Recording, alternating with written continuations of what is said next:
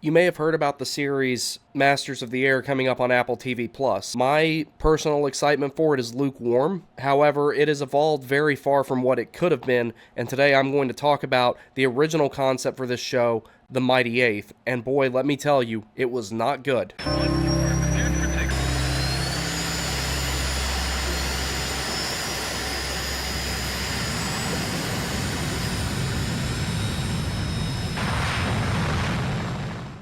Hello everybody. If you're new here, you may have actually come over from my other channel, The Warning Take, which mostly has to do with hockey, mostly Hurricanes hockey and SPHL hockey, beer league stuff and gear reviews. If you're from there, welcome. If you're new here, welcome.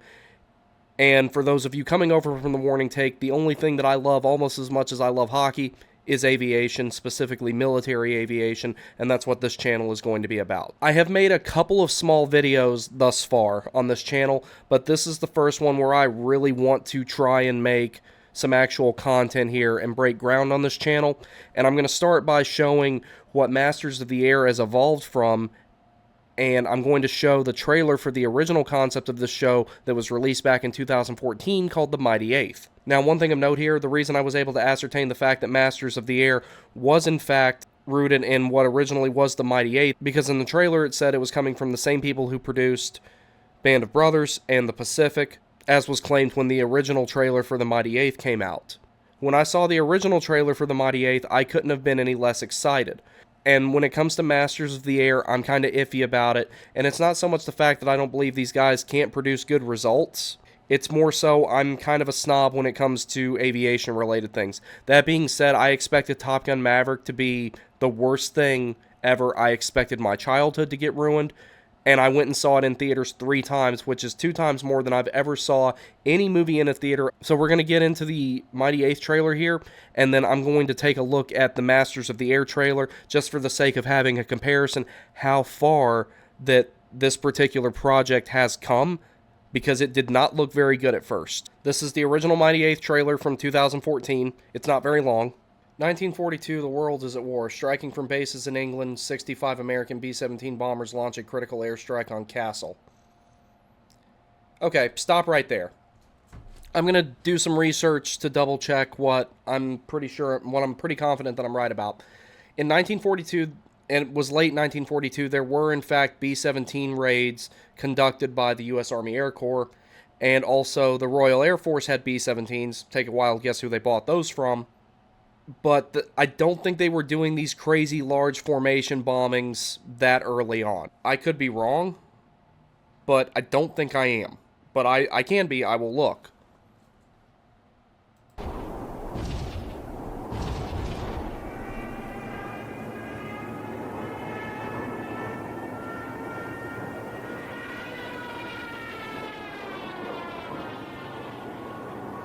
Okay, World War II did happen. That's accurate.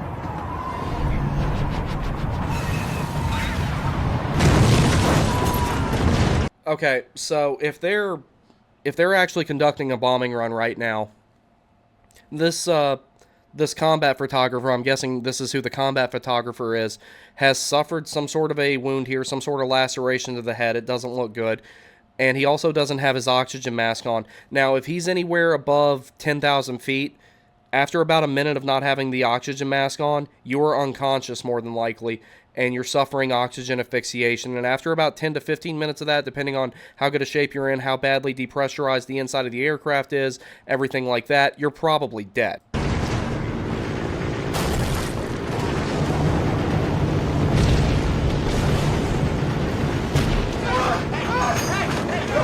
Okay, so he puts the oxygen mask back on, and he's catching his breath.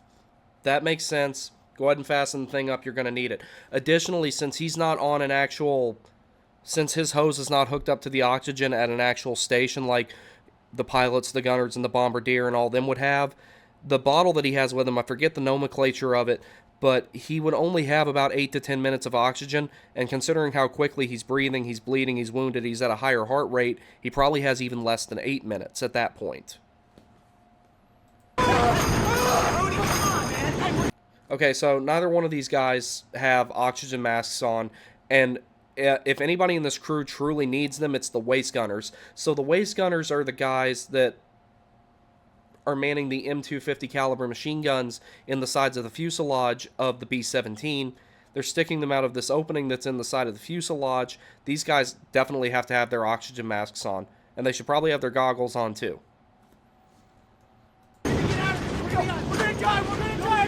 So yeah, this guy's experiencing some combat stress, maybe some vertigo. But the other issue here is, depending on if he's had his oxygen mask off for more than a minute, same thing with the other guy. As I stated before, both of them are under oxygen asphyxiation right now. He's not speaking coherent sentences. He's not even able to say something as simple as, oh my God, we're going to die, we're going to die, we're going to die over and over again, because he's turning blue and he doesn't know what he thinks right now. So if they're going for the high altitude panic thing, they're not doing good with it at all.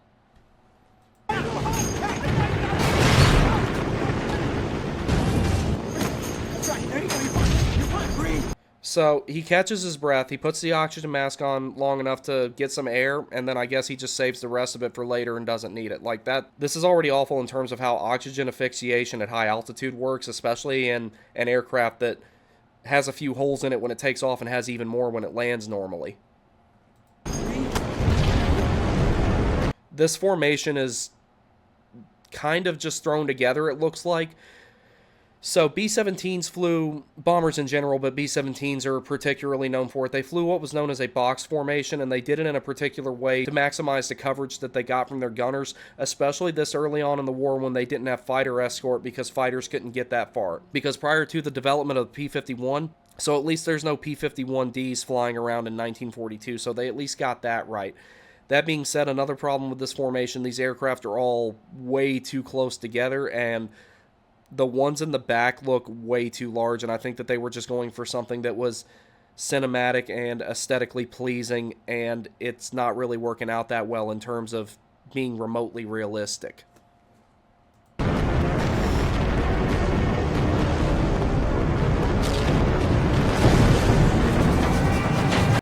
There's that Stuka siren again. That's one of the things that annoys me, is that they're using the heck out of the Stuka siren here.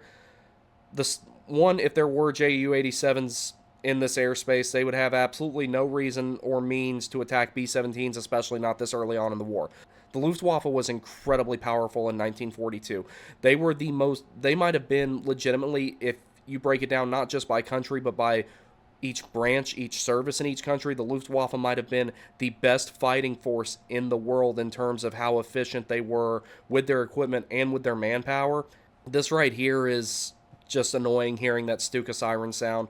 I think that they were just going for brand recognition and sound recognition, trying to say, hey, it's World War II and there's airplanes involved, here's a famous sound that involves that, when there's plenty of other ones. That B-17 just broke apart like a paper airplane. It looks like that wing root just up and snapped off, as opposed to like it getting damaged and gradually maybe peeling off from the wing root and breaking gradually. It wouldn't break that quick unless, I don't know, that was just very unrealistic.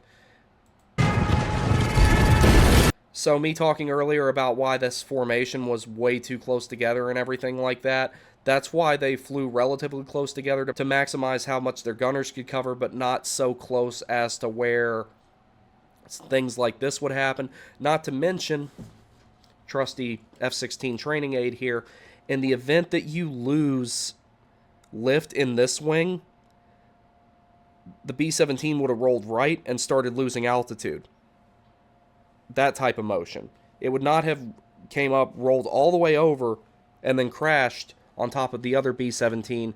That was very Hollywood and very inaccurate, and the most basic physics and logic and common sense combined will tell you, no, that's not how that works.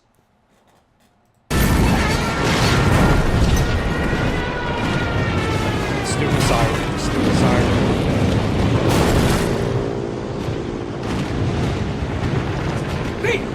Pete! Get to the cockpit! Tell the captain we've lost all coverage to our 6! So this dialogue right here doesn't make any sense. It's already been stated that they're the lead aircraft. When he says we've lost all coverage to our 6, is he talking about the other bombers in the formation that they're leading behind them? Because that does not appear to be the case even looking out the waist gunner's window here. Are they talking about the tail gunner? Is he dead? Is he incapacitated in some way? Is the ball gunner dead? Is the roof gunner dead? To lose all your coverage to your 6 o'clock, that would have to be the case. All those things would have to be a factor. Not to mention, why are the waist gunners, if that's what both these guys are, which is what both of them appear to be, their job is to cover the right and the left of the aircraft, which would be 3 and 9 o'clock, whereas 6 o'clock is the rear of the aircraft. And not to mention, they have radios. Now, unless that radio is not working for whatever reason, it's been broken, destroyed, or otherwise, they would be able to tell the aircraft commander, who is ultimately leading the formation, that. So that dialogue right there, it just doesn't make any sense. That's some Rey Skywalker stuff right there. I'm not digging that. You're gonna be all right.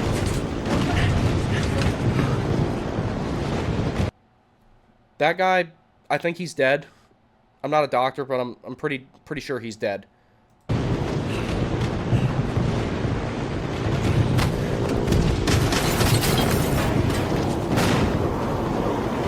Okay, let me go back and show this again. So, there's already holes in the side of this, and then magically more appear. Shrapnel probably would have come through there and hit him, considering where that damage in the side of the aircraft materialized. Also, again, very Hollywood, very unrealistic. This guy has more plot armor than Brie Larson. This is not, no. This is another reason why them not having the oxygen masks on severely bothers me. One, the bomb bay doors are open for whatever reason, which tells me they're either about to deliver their payload, they have already delivered their payload, and they've not been able to close the doors because they're damaged. So if the pilot or the bombardier is unable to flip the switch that opens the bomb bay doors because the hydraulics are damaged or anything like that, then there is a hand crank that will allow you to attempt to do it. That being said, bomb bay doors can in fact get stuck open. And from what I'm seeing here, if the ordnance was still in the aircraft, if it had not been released already, you would be able to see it right over his shoulder here in the rest of this shot. So that little rail right there is in fact made to walk across the bomb bay with. That is accurate. As far as like the inside of this set for this B-17, whether it's an actual mock set or if it's a green screen type of deal, it's not bad, actually. I've been inside many B-17s, never one while it's flying, but I've been inside them at museums and at air shows and everything, and this is actually pretty good in terms of that, at least at first glance. But this is another situation where the guy needs to have his oxygen mask on. This aircraft is already naturally depressurized, and and like I said, it takes off with holes in it and lands with even more holes in it typically.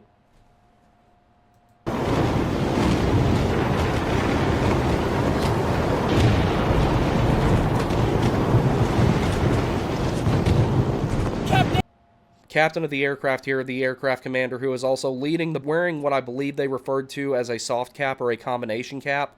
I was in the Navy, so I don't remember what the Army calls stuff like this, but he should be wearing the leather flight helmet along with the oxygen mask, as should the co-pilot here. This is completely inaccurate. You can tell that they're at a high altitude. They're probably at least 20,000 feet. At least that's what the director is attempting to emulate with what's in the background. We lost cover to our... That dialogue still just doesn't make any sense to me. You're getting shot at with flak. There's not really much else you can do about it at that moment, but okay.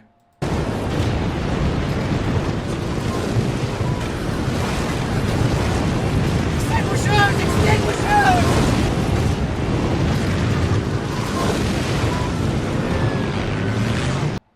So this is what I'm talking about with why this formation looks kind of weird. It's just...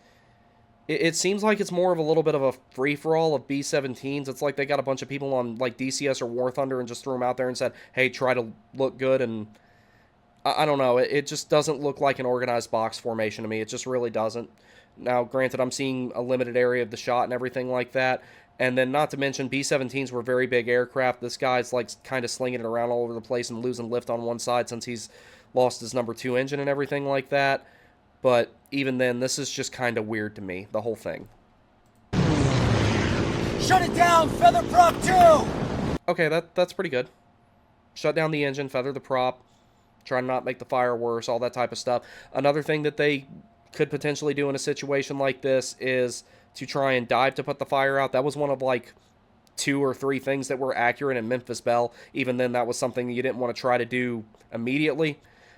that was one of the last resorts to put out an engine fire, but not bad in that regard.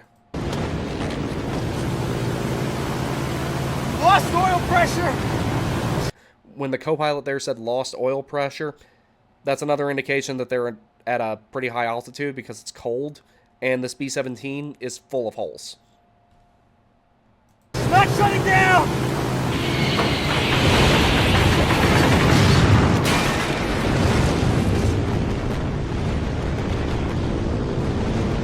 Is everyone okay? So in a lot of situations like this, I've heard it both ways. I've read a bunch about this stuff. I've watched a lot of documentaries about this stuff. It appears that these guys have already completed their mission and they're trying to get out of German airspace. And if it's 1942, pretty much anywhere in Europe they're going to get shot at. So whether they're over Germany, whether they're over France, Belgium, it doesn't matter. They're going to get shot at. If the lead aircraft is damaged this badly, they don't want to take the chance of throwing the entire formation into chaos. This guy would probably drop out of the formation and go to the bottom. Now, from this shot right here, the way that they have the box formation organized looks a little bit better. It's still kind of, I don't know. I don't know if they'd be flying raids that looked as large as this one appeared to in certain shots this early in the war. I'll double check, but I don't think they were. And I guess the bomb bay doors are stuck open, increasing drag, making stuff a little bit more difficult for them trying to get out of there. That would be another reason why this guy wouldn't be in the lead formation, because if the lead aircraft can't go full throttle out of there, you know, he's going to hold up every other aircraft behind him. And also, as you can see, there are other aircraft nearby, so their 6 is not completely uncovered. Even if the roof gunner is dead, the tail gunner is dead, and the ball gunner is dead, they haven't lost all coverage to their 6 o'clock. I don't know what that guy was talking about earlier. I just think that that was a throwaway line. You made it!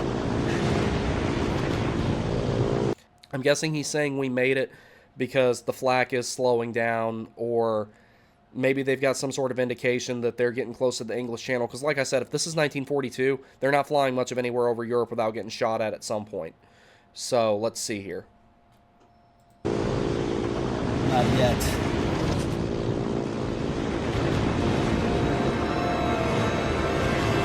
Bandits! 12 o'clock!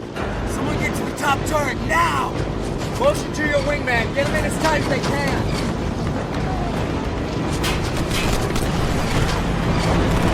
They come!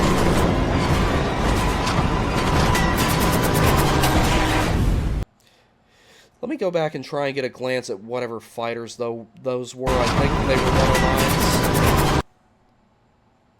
Okay, they kind of look like 109s. I'm trying to like really tell. There was only a split second you can see them. Yeah, they I don't know. It's hard to tell. It's the trailer's kind of blurry. If they're much of anything other than ME-109s, specifically the ME-109E4 and earlier, that's not right. Additionally, you might see early models of the Focke-Wulf 190 like the A8. If they had the D9 in there, that would be completely wrong. But it's hard to tell. It's hard to tell from the trailer if those are ME-109s or whatever they are. So, on a scale of 1 to 10, I'm going to give this like a 0.5. Like, there was very little good about this. Like, the instrument panel for the B-17 looks pretty good.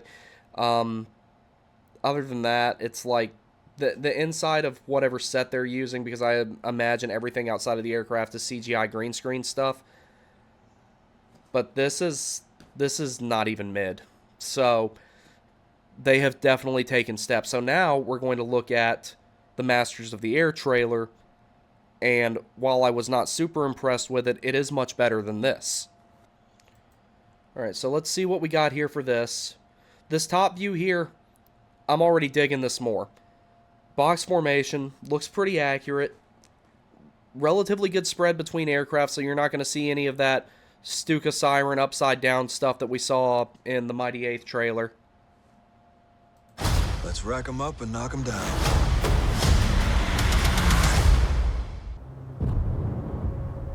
Let's see what we got here.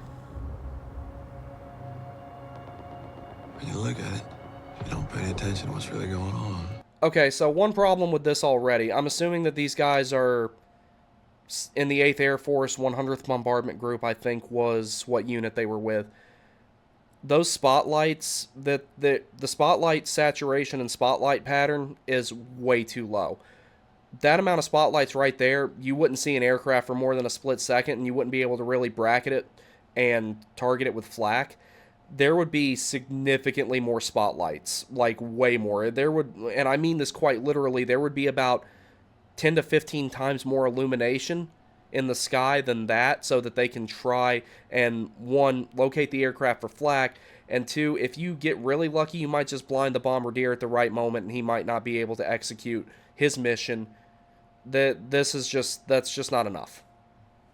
Between the flak going off and the spotlights, the sky would look like that there was a really bad thunderstorm that was just playing on repeat and going really fast. So not enough spotlights there. So that I've already got a problem with. It's kind of beautiful. See, now here it looks a little bit better with the spotlights and everything like that. Maybe that was like right at the beginning of the air raid and everything like that, but considering these guys were already in the bunkers and everything, they probably already knew aircraft were close or bombs had already started dropping. There's a multitude of ways that could have went down. So I'm assuming that they're somewhere in England because there were multiple B-17 bases in England.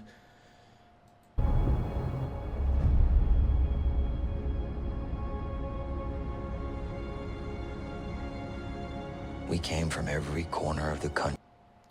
So, one thing I can say already, uniforms look pretty good. Harnesses, flight vest, they've all got their satchels. Headgear looks accurate. Officers enlisted wearing different headgear. Bomber jackets with the mouton collars. So far, that's pretty good. Country with a common purpose. Go, go, go, go, go, go! To bring the war to Hitler's doorstep. Much better. This is what a box formation with B-17s is supposed to look like. That's significantly better.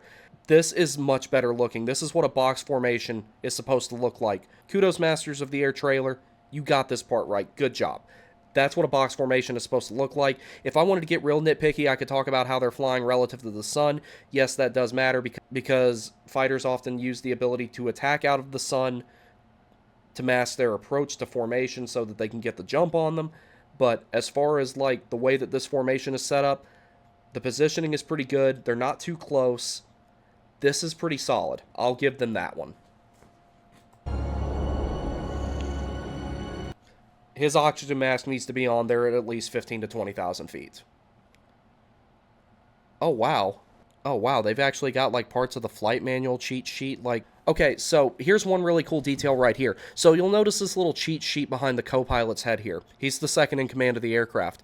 You'll notice that there's instructions on this right here. The reason that they had those printed and posted in the cockpit is in the event both the pilots were incapacitated, that somebody else like the bombardier or one of the gunners, if they had to, could take control of the aircraft and attempt to fly it and get it home. So that's actually a really good detail because they've got let's see, they've got takeoff, climb, landing, climb data, landing distance, and they've got the respective tables for each of those things. I'll give them that. That's pretty solid that they picked up that detail. I will give them that. Guy still needs to have his oxygen mask on, though. He's not awake right now. These daylight missions. Okay, so this is actually pretty good. That's a German Flak 88 gun, and that was like a B-17's worst enemy other than fighters. So, good job there. That's so sad. This cockpit looks significantly better than the one in the Mighty 8th trailer. This looks much more like a B-17G cockpit. Like I said, the instrument panel in the last one wasn't terrible. This is much better. This actually looks good with where the canopy pillars and everything like that are. Much better. Masks are on. They have the goggles up, but, you know, that doesn't really make a big difference. Leather flight helmets on. Good to go. Alright, so I'll give them that. This looks much better already. Not much to move. Okay.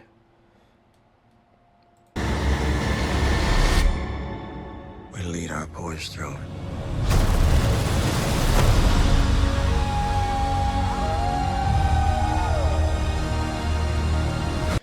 That right there, the amount of damage on that aircraft is incredibly realistic. Hell, that's a light day for a B-17 doing daylight raids, especially early in the war. Whoever advised on that particular aspect of it, they did a really good job, because B-17s were designed like any other aircraft back then in general, just to be honest, because, you know, this was before missiles, this was before stealth.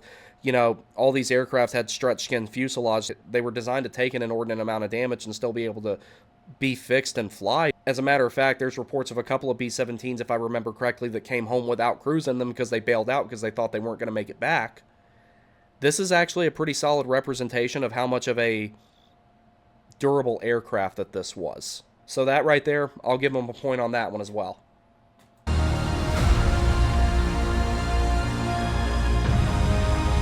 These guys are in England, and we're seeing... Let me go back here. And we're seeing this kind of damage right here. The Blitz was already over at the point that I think that this probably takes place in, but there were still times did manage to launch bombing missions against targets in England and everything like that. It became less frequent as the war went on and as things started to tip in the Allies' favor until they got the buzz bombs, but even then, those were ultimately not that effective. Building got hit with a buzz bomb, so maybe that's what they're going for here with this one and everything, because I would imagine that this is England. It says notice looting, so he's not in France, he's not in Italy or anywhere else like that, so that would make sense. Those appear to be, just at a glance, it's hard to tell, those appear to be P-51s. Can't see it. Okay, let me go back here. This appears to be a POW camp of some sort. This might be like Stalin Luft or one of those types of things, I would imagine. This looks like a POW camp as opposed to a concentration camp. This looks more like a POW camp, considering that it appears that these are all service members there. I want to say that's German. I'm going to look. Okay, so I looked that up. Optiker, that's optician in German. So this is either Germany or Austria right here, I'd imagine. I'm not even going to try to pronounce whatever that is on the left, but that also appears to be German. Not to mention the guy riding the bike here is Wehrmacht. P-51D. This is one from the Tuskegee Airmen. These guys would not be escorting aircraft from the 8th Air Force 100th Bombardment Group. If I remember correctly, that's who the story is centered around. They were stationed and flew out of Italy, so they covered bombers that flew out of there as well. They'd rendezvous with them before they went to their intended target and everything like that, but they flew out of the same country, but they did fly out of different bases. So this right here is... I'm not really sure what the placement is of this is here for.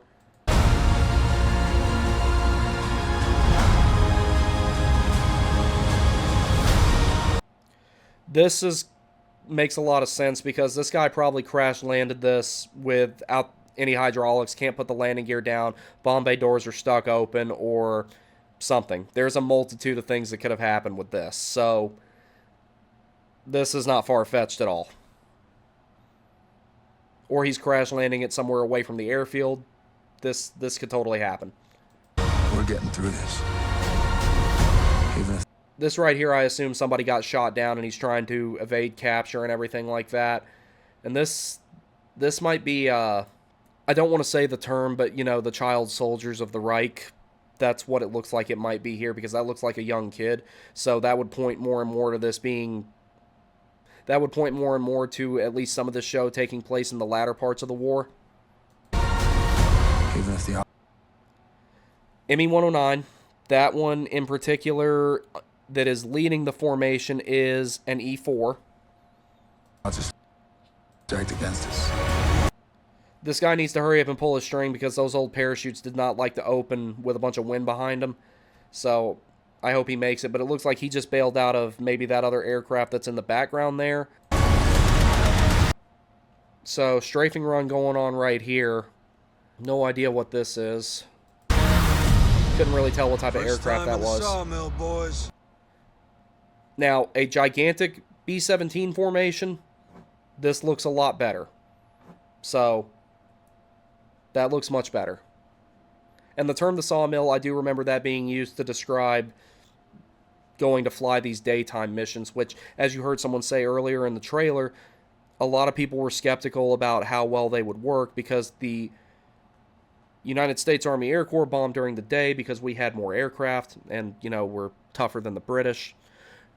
And the Royal Air Force would bomb at night, and the other reason being the Royal Air Force had already been bombing at night and gotten pretty good at it. So this was why the round-the-clock bombing thing began, so eventually the Axis would get broken down, and the Allies would have the ability to invade mainland Europe. If they tried to do it any sooner, it would not have worked. Let's rack them up and knock them down. So, one thing here, this might have been done for dramatic effect, but when he's chambering the M250 caliber machine gun there, I have to be fair here. I've used one of those, so he might have been racking it just to clear a jam.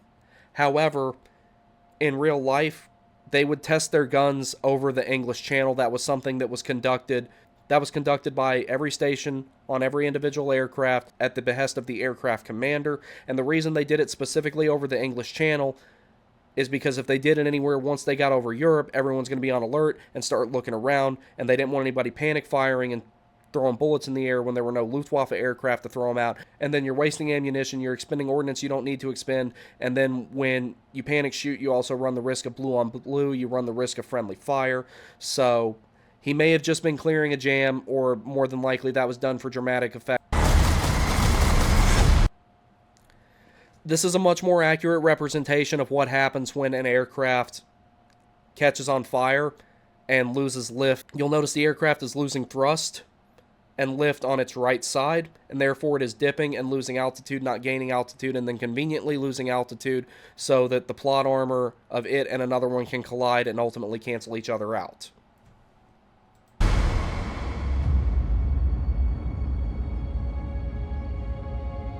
Okay, I think that's the end of that.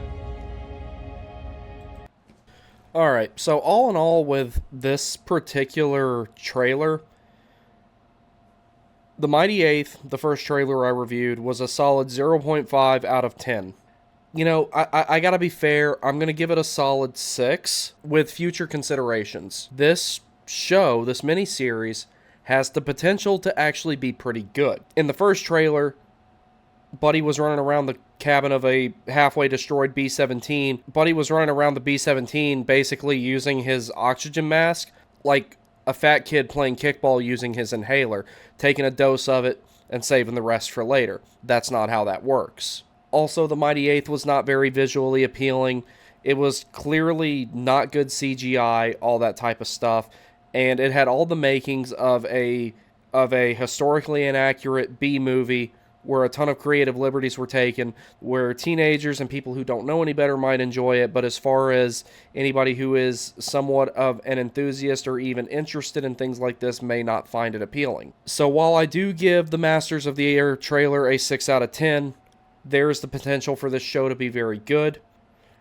And the things that I cited as criticisms, there is the potential that there's explanation later to things like why a fighter from the 332nd Group appeared. My biggest concern with this show is I feel like it's going to be a long, drawn-out version of the film Memphis Belle. If you have ever seen that film, it is one of the most historically inaccurate pieces of garbage that has ever been manufactured regarding B-17 crews in World War II.